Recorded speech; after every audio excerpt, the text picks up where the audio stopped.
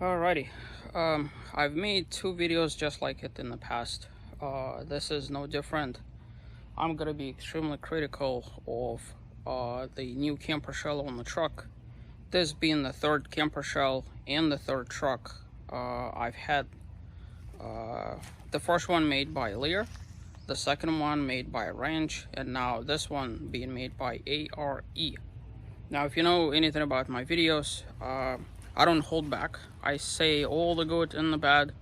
So just some things, kind of like housekeeping items. You may see some stickers on the cars or on the parts. One would be from Topper King, another one would be from Emery's toppers. This review is not a reflection on their services. This is entirely to do with the actual ARE product. And also what I'm gonna do is I'm gonna put some snippets of videos of how this thing was installed, so that you at the very least have an idea of what this product is all about. So some backstory. Had a 2008 Toyota Tacoma. Walked into Topper King. This is like 2009. Said I need a camper shell, right? And they sold me, I think it was like a 6-week wait at the time in 2009. It was just a simple camper shell by Lear. It was exactly like it, except that it was just a slider on the sides so that you could you know, like ventilate it and whatnot. And then also in the front of it there was a sliding window. So that was kind of the second thing to do with that. And you might wonder, well, why do you need a sliding window? I'm gonna cover that. So the second one that I got was made by Ranch. It was way cheaper. It was on my 2016 Toyota Tacoma. I've learned a lot of lessons from overpaying for my Lear. And I said, you know what, I'm just gonna go with the cheapest one. And so I bought the cheapest one, and I was truly happy with it for many years. And then those of you that follow my channel know that the black truck, which was 2016 Tacoma, had to go. Got myself a Gladiator, and I've been kind of decorating it with stuff ever since. So one of the first things you're gonna notice is that this is a soft top. This is not a hard top. ARE makes product for hard top only. I have no idea why. It absolutely behooves me that they would. There's just no logic behind why they would invest all this effort and money into developing a product that only works with one type of Jeep. You go like, what? So let me explain you why. The guys at Emery Topper kept telling me over the phone, because I've been calling them, you know. By the way, ARE takes 12 to 16 weeks, and by that I mean 16 weeks and not a second too late, and not a second too early either. So they do take their time. They're not gonna surprise you with something positive. I refuse to believe that this has anything to do with coronavirus and delays and everything like that. It's just this late in the game. I think it's more of how they handle their business. But hey, is what it is. So the thing that I want to talk about is this over here, right? So this is the soft topper, and apparently on the hard topper, this piece over here is actually slanted on some angle right there. So as you notice, this little jog over here serves absolutely no purpose. And yet, because of this little jog, this entire camper shell had to be pushed that way. So what I'm gonna do is I'm gonna flip the camera for a minute and show you exactly what I'm talking about. Alright, so if you notice, on the soft topper, this piece is more or less vertical minus some angle, right? On the hard top, apparently the hard top has this, so that allegedly, and I have no way of verifying because I don't have a hard top, but allegedly this piece was supposed to be flush with a hard top. Now you might wonder, well, why is this piece here to begin with? If you notice, if you follow this line right there, see this? There's absolutely no reason whatsoever why this camper shell should be bowed like this. it takes a conservative effort on their part to bow it out like there's literally no way. The back of the Jeep is straight as a whistle. There's no reason why it should be doing that, right? And because of that, this is not universal between the soft top and the hard top. Now, if you have an OCD about this kind of stuff, this would really piss you off, especially if the vendor that you're buying this from never told you about it. Because upon delivery, you're gonna be like, what the, right? So you might wonder, well, if this was meant for the hard top, how is it possible that we're, that we're able to put it on the soft top? So the very first thing they've done, and I'm gonna enter a video in there so that you know how this is put on.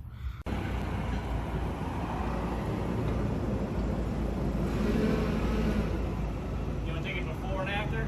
Yeah, might as well.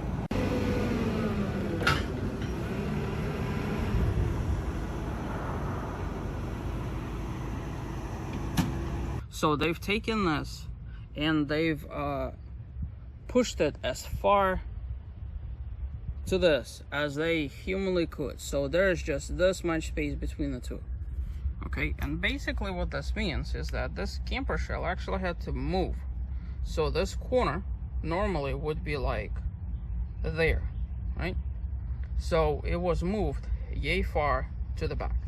And like I said, if you have OCD about this kind of stuff, maybe purchasing ARE with the soft shell, with the soft topper is not an option for you. I'm just saying. There is a reason why I went with ARE. I'm gonna cover that in a bit. But so that's just kind of it. Now, of course, by moving the camper shell that way, that creates a problem. Well, what do you do about this situation here?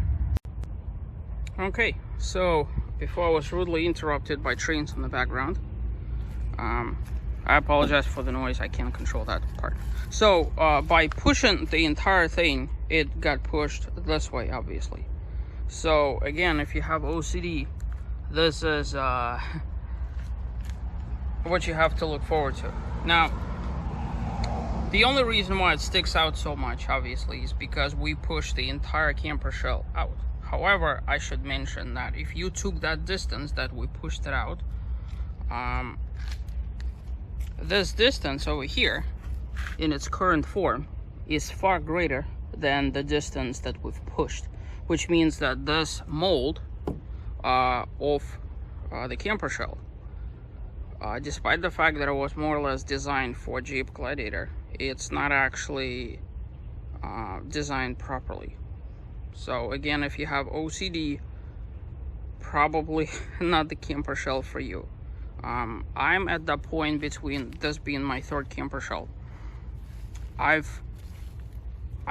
appreciate the utility rather than the vanity of this. So I am okay with it sticking out.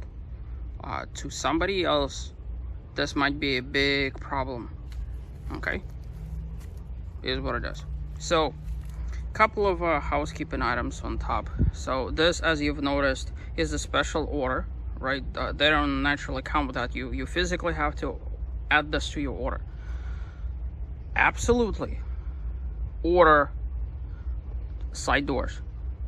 You're gonna thank me for it, because a lot of people get the typical glass and the meshes towards the back, and then they can't access the back of the truck. So what a lot of people do is they climb into it. Now, for years and years and years, because I was a cheapskate, I solved that problem by having a garden hoe in my pickup truck, right?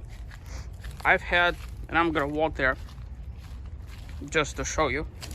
So this garden hoe, I got at Walmart. This is vintage, this is like a refined fine wine. Vintage 2009, purchased at Walmart. So this fits in the bed of the truck. And so basically what I've been doing for years, for like 13 years now, is actually reaching to the back with it and pushing things toward myself so that I don't have to climb up in there. All right, so why do you need side doors like this? Very simple. Just turn this, turn that, Boom. Right? You could reach just about anything in your bed, right? By the way, also get this. Even if you have a soft topper, I mean, I keep calling it soft topper. This over here. With the window that you can't do nothing with. Get yourself one with a sliding window. The reasoning being is because I'm sure somebody somewhere at some point will develop a product which would allow people with a soft shell on their Jeeps to have some semblance of a window over there. You might wonder, well, why do you need a window? Well, if you're carrying 10-foot PVC pipes, what you could do is you could actually slide them from the back through the window out that way, so that as you're driving your Jeep or any pickup truck for that matter, they just kind of go through all of that and fit quite perfectly. I know it's a silly thing. Some people actually put stuff on the roof, which is kind of sort of the reason why I have this. But this is just a cheap add-on option. Any option that you could add it, because you cannot retroactively add anything. Even during the best of times, going through the process of getting anything replaced at all, and I mean like anything at all, was largely impossible. Like, it would legitimately take 6 months to 8 months or so for something, however, stupid. So as with any other camper shells, it's ill-advised to break anything in them, and that includes windows, trim pieces, anything like that. I mean, you don't have to baby this thing. If you guys have been following me on my adventures to Utah and Colorado, you know that those things could take a beating. So, but just so you know, try not to break windows or anything like that, right? So another thing is, on the side door, they have this. This is the first time I'm opening this, so it's kind of, there we go. So that in case you have some pets in the back, you could actually leave this open. On my previous 2 camper shells, I actually rode for 13 years with the windows open like that, because it would always ventilate things, and my previous window had a mesh here towards the back. So in case you're carrying gas cans or anything like that, having ventilation here is probably for you best. Considering how cheap it is to add this on, you're gonna thank me for it later, right? Now that being said, I do have an axe to grind. I'm gonna show this live. Pay attention. All right, now the way this is designed, I haven't had this on my previous camper shells, but the way this is designed is you could open it easy, right? But once you open it and you want to close it, there's no place for you to grab, so that what you do is you have to bring it down with one hand. With the other hand, you have to grab a handle, because if you leave your fingers, this is a oh, there you go. Almost pinched my finger over there. So this is a crazy pinch point. Now there is a kind of sort of hack that I've developed of playing with it. Is if you locate a handle, and if you're tall enough, like I'm 5'9", so, but if you were shorter, you're not gonna be able to reach this. What you're gonna do is you're gonna lower it down halfway and then locate one of the handles with the other hand. So, but if you're 5'9", locate a handle with one hand and close it that way. I know it's kind of silly. It's not that big of a deal on the side doors, but on this back one,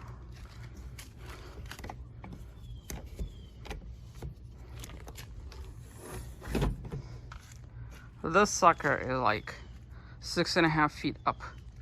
So if you're shorty, you're not gonna be able to reach it in the first place. So again, you kind of have to do this maneuver, locate the handle, and then close this. So as you've noticed, the windows come naturally pre-tinted. which is a good thing because less prying eyes. That's not to say that people can't see inside, but this just provides this a little bit of because of the glare and everything. If somebody really wanted to see, they'll do one of those numbers. But it just from a distance it prevents people. All right, so just like any other camper shell, those things are held together with C-clamps. Those things are replaceable in case you ever break them. You can very much off-road with a camper shell, as I've been doing in Utah and Colorado. Let's see what else. If you've noticed, I have some screws sticking out, but that's only because I have rails over there, and I'm gonna cover them in a little bit.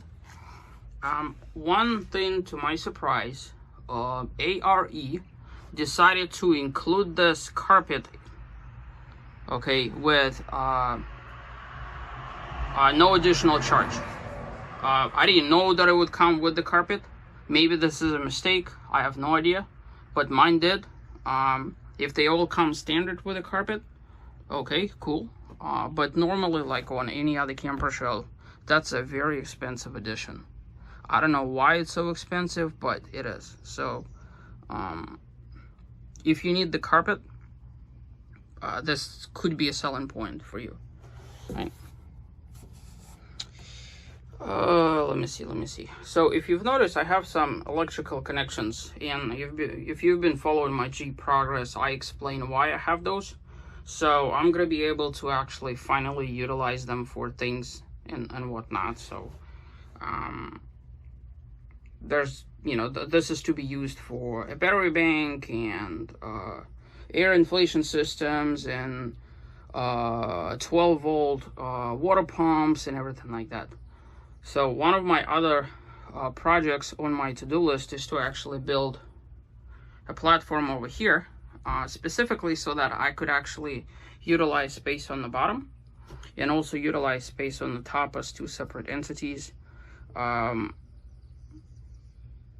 did have an idea in mind. I scrubbed the idea. I think I may go back to it. So if anything, I'll be making a separate video on that. So if you've noticed, I have a bed liner. So this was installed by Topper King. And when they did the installation for the camper shell, they have actually had to trim away along the seam so that they could flush the bed and everything. Because between, I don't know if this will show or not, but there's actually a, between this portion and that portion, let me see if I could locate it. Okay, so this foam also has adhesive on both sides and also has sort of like caulking and insulation in there. So that's what keeps the water out. And they do water test it before they actually put this on, and I guess during, and after they put this on. So, but in my case, to basically make it fit, they had to chop the top off of the bed liner, which I really don't care, because this bed liner isn't going anywhere. So the fit and finish is good. The big one is obviously this sticking out unreasonably far. Another thing, this is, I've talked about it on my Lear video, which I've since long ago taken down, and then on my wrench, which I've also taken down. But I want you to pay attention to this, right? Like, there's absolutely no reason why this needs to have a slant. Like, honestly, there's just no reason why this needs to have any kind of slant to it. There's just not. So what's happening, because this has a slant, you're functionally missing this much of space, of usable space. And you might wonder, well, why is this a big deal?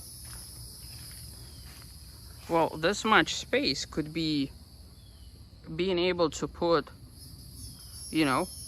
boxes here, or plastic totes, or something else along the lines. Or maybe you were transporting a big television, right? And so what that big television is going to do is it will hit the glass. So don't be surprised if at one point or another, transporting big items, you actually ride around like this, which is what I do on all of my camper shells, coming out of Home Depot or Lowe's. So that's just kind of this. But the paint match is actually wonderful. Nothing to complain there. The quality of the paint is wonderful. No blemishes, nothing like that. This has a very sort of vehicular feel to it. On my ranch camper shell, which I've had before this, I've had some paint runs and whatever, but this is just perfect. Perfect. All right. Now, for every good thing, this also has a bad thing. So I've already talked about this. And again, this is if you have OCD, right? By the way, a brake light is on the tail light of a Jeep. On a lot of camper shells, there's actually a brake light over here. So what they do is they will go into your wiring somewhere here, typically, and connect that. And also, if you noticed, this doesn't actually have indoor light.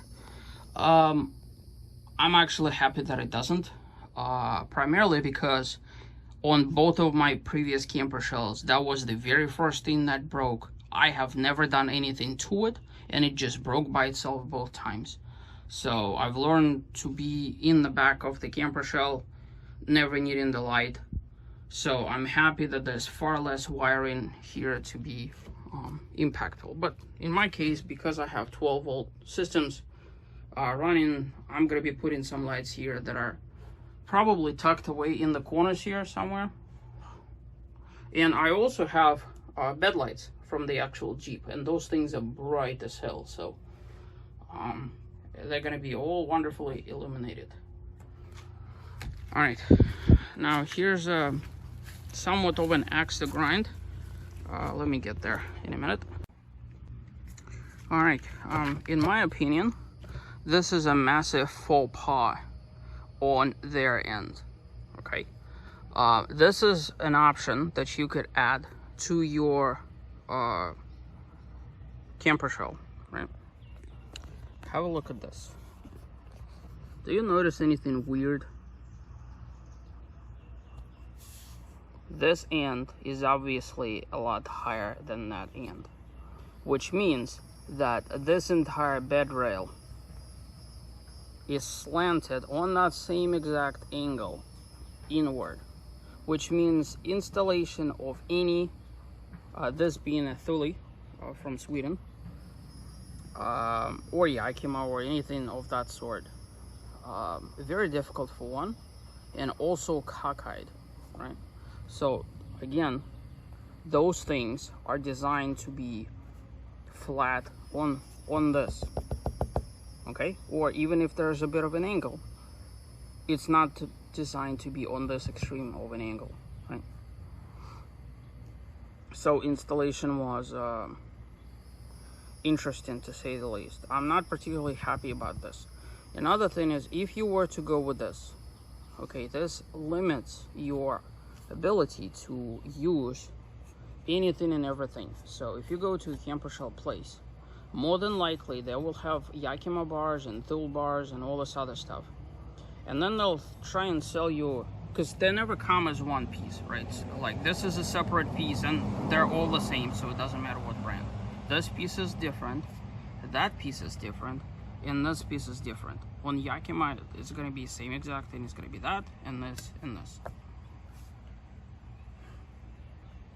If you have an option to have them mount, the preferred option, which I've had on my previous, not on the black camper shell that I had, but on the silver Toyota Tacoma, they've actually mounted this directly to that, so you wouldn't even need the bed rail. I've opted to have a bed rail nonetheless.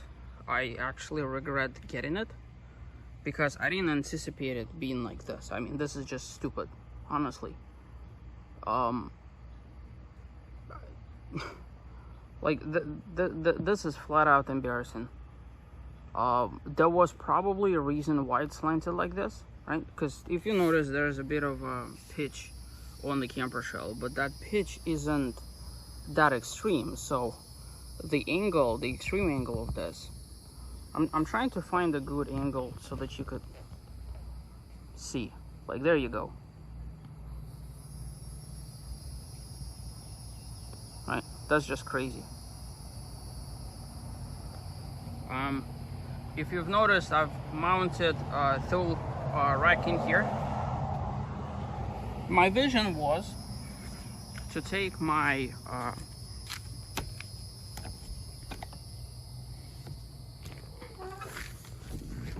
recovery board, of which I have 4. That's not the expensive one, that's the cheap one. My take on that whole thing is this cost like 40 bucks for recovery boards, right? So I got 4 of those. I've paid 80 bucks. Expensive version of this costs 180 or so per pair. Even if I break this, which I haven't broken, I was stuck on Elephant Hill in Moab for like 2 hours trying to recover myself. Didn't break. So those things are tough as nails, despite being cheap. So, but nevertheless, my goal was to take them and to have them mounted here, and lo and behold, the only way I could do that is by moving bed rails in, and if I did that, it would complicate other projects that I have going.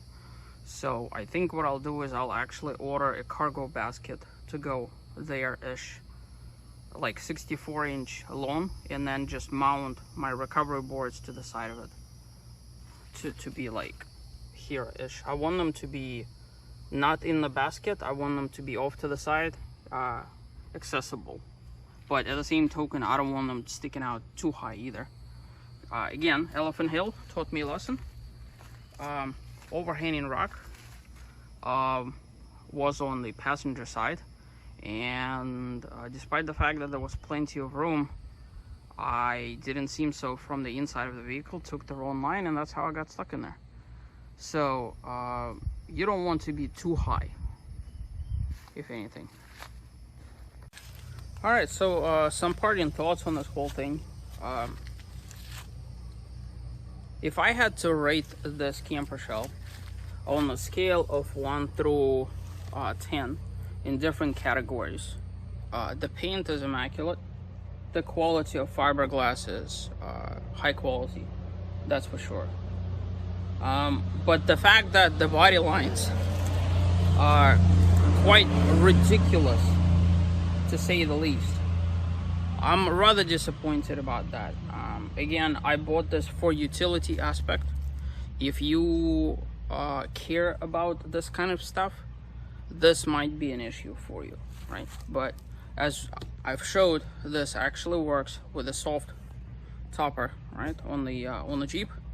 They're gonna be telling you about body lines. This is exactly what they're gonna be telling you about. So, but at the very least, you could still mount this and seal it properly, and water is not going to get inside. So there's that. I'm far less concerned about this over here as I am concerned about this over here towards the back. Now, I've had this on both the Lear. The Lear probably was very small. Lear was more like this.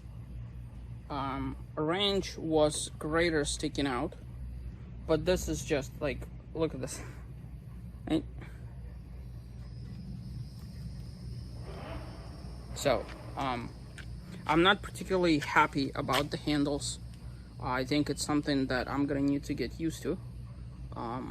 You know, obviously if you use 2 hands, it's no big deal, but one hand in it, very easy to pinch your fingers. There's enough spring and tension in the shocks that it will pinch you pretty darn hard. So, I'm gonna sit back a little bit.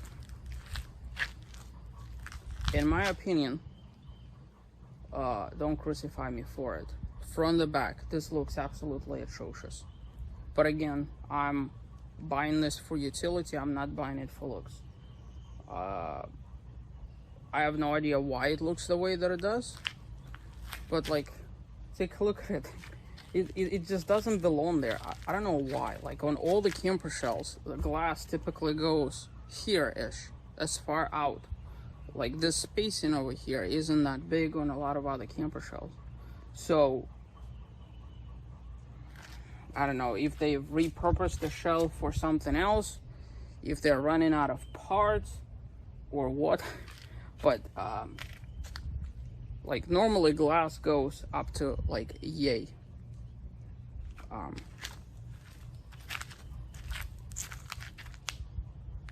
But whatever, you know what, this serves a purpose, so that's kind of it.